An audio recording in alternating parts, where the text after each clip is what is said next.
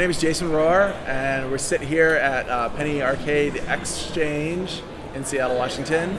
I'm an independent game designer who's made a bunch of games over the past 5 or so years, including Passage, and more recently Sleep is Death and Inside a Starfilled Sky, and Diamond Trust of London, which got funded on Kickstarter and is available now. My latest game that just came out is Diamond Trust of London. It's the world's first Nintendo DS game that was funded on Kickstarter. World's first Nintendo game that has names on the front and pictures of the people who made it on the back. It's a two-player turn-based strategy game about diamond traders that were operating in Angola in the year 2000, right before the UN cracked down on Angola diamond trade with this thing that was called the Kimberley certification process. So these guys have basically 9 months left to get as many diamonds as possible out of Angola before the UN sanction comes down. It's a two-player game where two people play against each other on two separate DSs over Wi-Fi in the same room. And because they have two separate views of the world and these two screens, they can engage in spying and bribing and all these loyalty mechanics because they have two different views of the same information. For example, your opponent's secrets can be revealed to you without your opponent knowing that those secrets have been revealed, and that can affect your strategies in the game. So Diamond Trust is a really long story because it's been in development, in and out of development for 3 years now. It only took me 8 months to make the game, probably total, but trying to find a publisher, losing my publisher, finding another one, losing that one, and so on. It just took forever. Getting Nintendo to approve the box art took 7 months, and just all these things. So during that time, I made and released 2 other games, which are Sleep is Death and Inside a Starfilled Sky. So Diamond Trust actually predates all of this stuff. It's just this thing that's been lingering in my life for so long, on the back shelf, on the back burner, finally in production again. I got to go back to it and finish it now that I've got a new publisher and so on. And I had a lot of downtime, and I've actually worked on 3 games, one which is almost done and ready to release in the time that I've been working on Diamond Trust. So Sleep is Death is something that kind of came in the middle there. I'm really interested in the idea that, when we have multiplayer games on computers, the two people can actually be, most multiplayer games on computers give people the same view of everything. You're both running around in the same maze, shooting at each other or shooting the same monsters or whatever, and you're just at a slightly different point of view, right? But we can actually show the two different players totally different things. The maps that we're looking at could be totally different. The kind of information that's displayed to one versus the other could be totally different. Sleep is Death definitely plays off of that, with one player kind of seeing this very seamless view of the world, where they're the main character and they're running around this world that kind of reacts to everything they do, and anything they can try to think of to do is possible and actually happens before their eyes. And the other player, the sort of puppet master controller player, is pulling all these strings and seeing all the seams in the world and everything behind the scenes and the prop room and all this, how everything's just a fake facade that they're kind of wheeling out at just the right moment. And they have a totally different view from the person who's experiencing the story.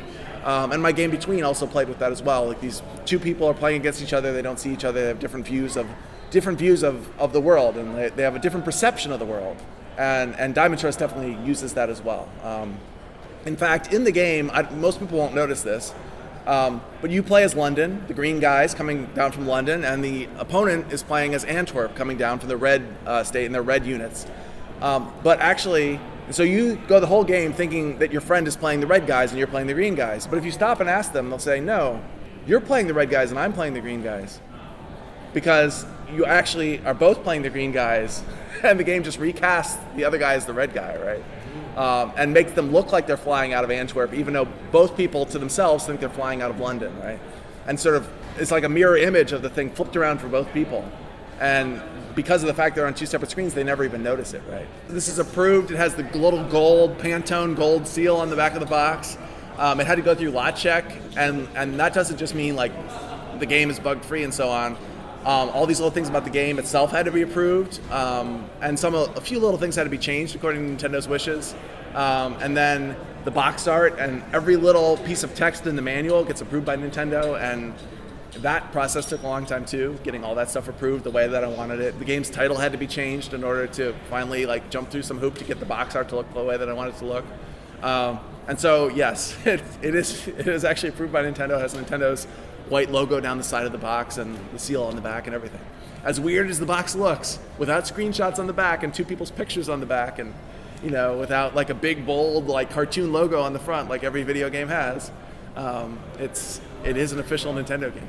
That's it's almost hard to believe that the logo is there. The minimum order is 6,000, which is part of the reason why we needed the Kickstarter, because it's like, okay, this game is done. It's been done for a long time. Like, let's get it out there. It's been approved by Nintendo, but in order to manufacture it, it's like, who wants to put up all this money to get this minimum order made if we don't even know that there's enough people to support that amount of money? So Kickstarter is a great way to test that, right? I wouldn't want to make 6,000 cartridges if only 300 people wanted the game. I just wouldn't even want to do it, right? So there were enough people to make it sensible to make that many. And there's after fulfilling all the Kickstarter rewards, there's 4,400 or so left now. And that's a reasonable number given the number of people who wanted the game up front to sell now over the long term, right? They're not a publisher, so Nintendo is, they're the platform owner, right? They own the Nintendo DS, they created it. They won't give dev kits to just anybody, and they very tightly control what games can come out on that platform through their approval process and so on. And the fact that they are the ones who manufacture the cartridges.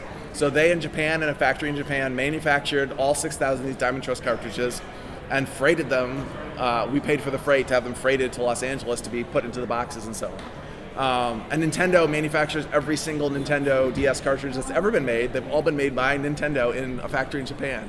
And so that's their involvement. They're the manufacturer, and they get paid for every cartridge, whether it ever is sold or not, right? Just to have it made, right? And so separate from that, Nintendo won't work with you unless you have a publisher. So even though this game was funded through Kickstarter, which is basically self-funding, right? I can't just go to Nintendo and say, hey, make these cartridges for me. They'll say, you're not a publisher, we won't make them for you. So IndiePub, which is a branch of Zoo Games, which is a licensed Nintendo publisher, had to stick with me even though they weren't going to help me fund the game. They had to stick with me through this process to shepherd it through. Nintendo, if I asked Nintendo a publisher-related question, like where do I send my artwork and so on, they'd be like, we don't want to answer that question. Tell your publisher to ask us that question. And so really, this really strict filter, Developers do one thing, publishers do something else, and every developer needs to work with a publisher. Nintendo doesn't work directly with developers in terms of manufacturing things. There are these 11 licensed Nintendo publishers in the world, and if you want to make a Nintendo game, you've got to work with one of those. Diamond Trust of London was designed from the beginning, 3 years ago. I was approached by a publisher actually who said, hey, Jason, want to make a DS game? And I was like, oh, I never thought about it, but okay, I'll try to make a DS game. I'll try to make the best DS game I can.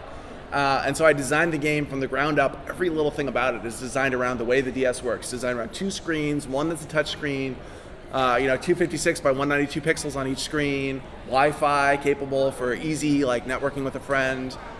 Even the way the music engine is all built around what the DS is capable of and everything. So the user interface is meant for a stylus, not a fat finger on a phone screen, So the user interface can have all these fine details to it, little buttons you can click and stuff that you could never do on an iPhone. And so just everything about the game is designed around what can work on a DS. And that's the way all my games are designed. They're designed around the platform they're built for. And I've done a little bit of porting in the past, but I don't do that anymore, right? Because I've just seen that trying to port a game from one platform to another platform that it wasn't designed for results in a game that doesn't feel at home. It's not, it's out of step with the platform that it's on, or has to be redesigned. And so, yes, this is a DS game. It will be nothing but a DS game, and I have no plans for making a game that's, porting it to anything else. So the game, as of 2 days ago, is finally after. I had of course to deliver it to my Kickstarter supporters first, so I shipped 1,200 packages out, my wife and I, from our house. But those are all gone now, and the next day I was like, okay, I am ready now. All the Kickstarter supporters have been fulfilled. I can now start selling it through my website. So if you go to DiamondTrustGame.com, the order form is there, and just click through PayPal and we'll ship it right to you. If you count all the little game sketches I made for The Escapist and all the other games that I've released over the past 5 years or so, I think Diamond Trust of London is either my 15th or 16th game. And so, yeah, but like I said, it was not the 15th or 16th that I started working on. I started working on it long ago. So in the meantime, other games have come out, and I'm about to release my 16th or 17th game. So I programmed all of the main games that I've released, my main body of released games, not the game sets just for The Escapist, which were done in GameMaker because I only had 1 week each for those, but all the rest of my games are all done in C and C++, usually through OpenGL for the graphics. And on the DS, there's no OpenGL, but a similar 3D API for drawing polygons and sprites and things. So still programmed all in C and C++. In the beginning, I was living off of savings that my wife and I had, and just kind of doing whatever I wanted, not even thinking about commercial applications of any of these things. Like Passage was released for free, Gravitation for free, Between for free, and I made very little money on those escapist games. I got paid a little bit of commission for them. But my past two games, Sleep is Death and Inside Starfield Sky, have been sold, and they sold really well. I mean, by my standards, sold really well. Inside Starfield Sky eventually made its way onto Steam and sold well there as well. So yes, I'm totally financially sustainable right now. And Diamond Trust of London is currently selling well, and I imagine my next game will sell pretty well as well. So I've got a pretty loyal fan base that's 2,000 or 3,000 people are ready to buy whatever game I come out with next. I usually ship a game every year. IndieGameReviewer.com